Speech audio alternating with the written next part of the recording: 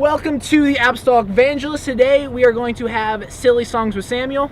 Samuel, take it away. Silly Songs with Samuel.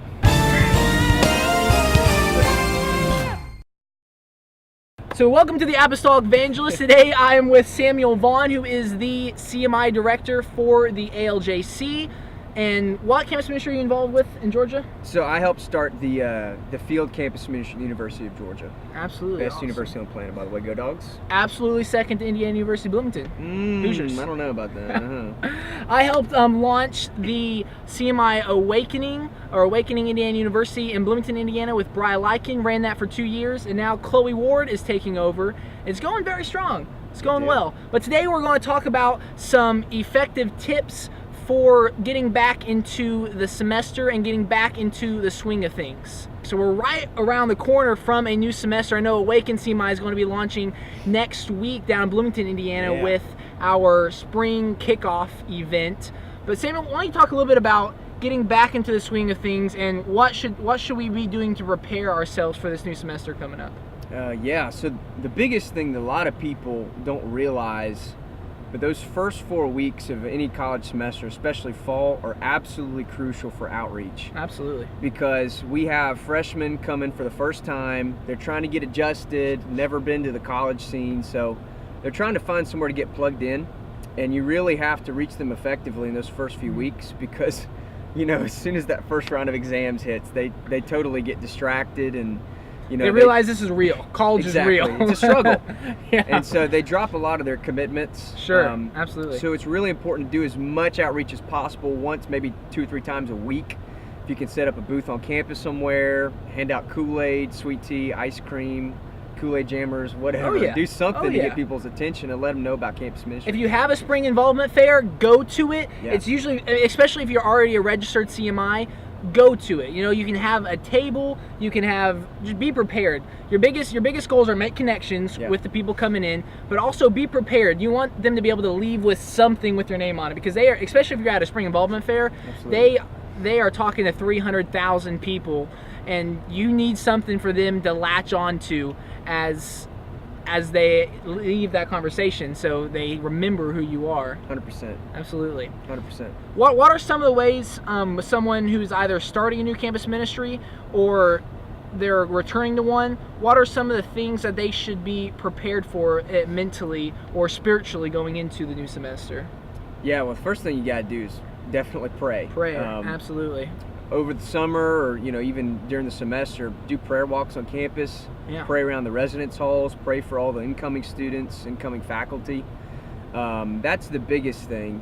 Fasting, of course, and like I said, outreach. I mean, just get in front of people, and it doesn't necessarily have to be a booth, but I mean, take advantage of every opportunity. Somebody that's sitting next to you on a bus for 15 minutes is a captive audience, so they have nothing else to do but listen. Again, with that, be prepared. Have cards with you, because if you have that conversation on the bus, you have a captive audience, tell them about Jesus, and they leave and don't remember who you are. You know, you planted a seed, but take my Jesus card. Here's my Jesus card. I like that. We're going to roll with that. If this is your first time starting campus ministry this semester, congratulations. Thank you. We need you on the field. But let's talk a little bit about structuring a meeting, especially if you're starting for the first time or if you just want to shake some things up. Why don't you walk us through how you guys structure your meetings and kind of what you did, and then we'll kind of go from there. Yeah, absolutely. One thing you have to keep in mind with campus ministry is that it's very different from church. A lot of people want to try and set it up just like a church service. I mean, you have like an offering line and everything, but you really have to just feel it out for yourself. I mean, a lot of people either take like a guitar. I know you guys did guitar, keyboard, maybe do a song. Some people just do a Bible study. They just sit around a table and go over a chapter. You can really play with it and see what fits best for the culture, and because every campus has a different character. Absolutely. So we did more of a kind of a low-key church approach. We would do a song or two, then do a lesson, pretty short, which, by the way, campusnow.org has a lot of great resources for lessons. So if you feel stressed about not having time to study and, do projects and papers and everything, you can go there and get some great resources and just use that information and walk through it. Absolutely. Campusnow.org just launched 2 new curriculum sets with a 3rd on the way right at the last Awakening conference. So the curriculum there is getting built up. I like what he talked about is you can't necessarily mirror it exactly like a church service, but one of the things, there's kind of two main components I think every CMI should have. One is Bible studies. 100%. Not even like grand scale, but even one-on-one Bible studies, sitting down and talking with people one-on-one.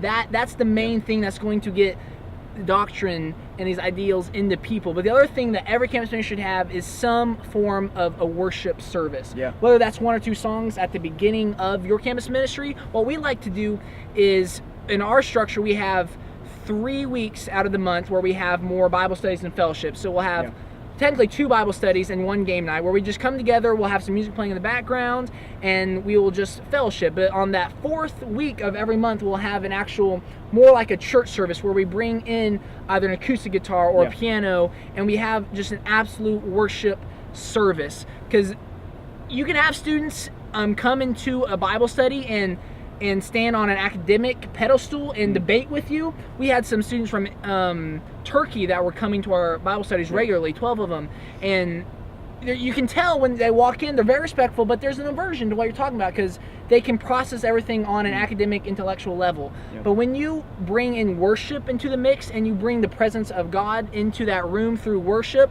that breaks through those academic and intellectual barriers like a Bible study just won't off the beginning. Very true. So I would absolutely encourage, if you have any musical talent, or even if you don't, find someone who has some sort of musical talent and just come in and bring some worship into that service. Because we had these students from Turkey who were raising their hands and praising God right with us. It's like devout Islamic students just raising their hands because they could feel something different.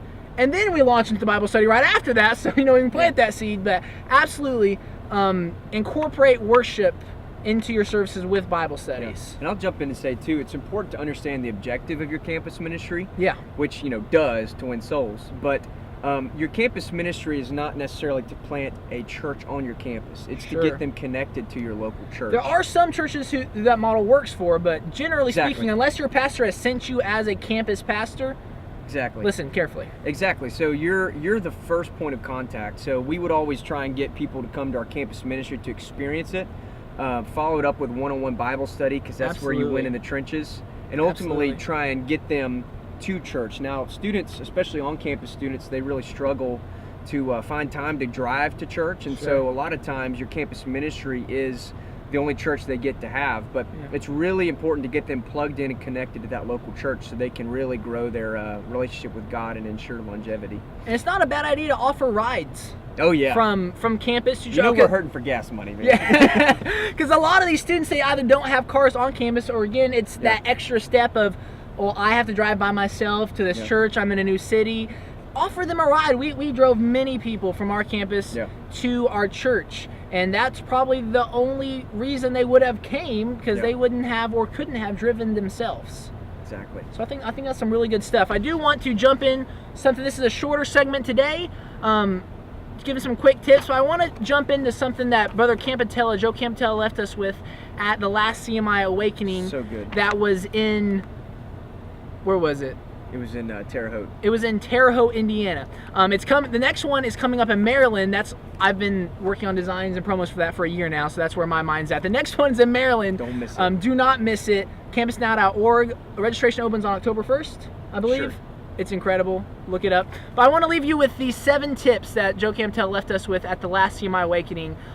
If you will take these to heart, I sat down with my team after he taught this, and we all implemented these things. It will help your campus ministry.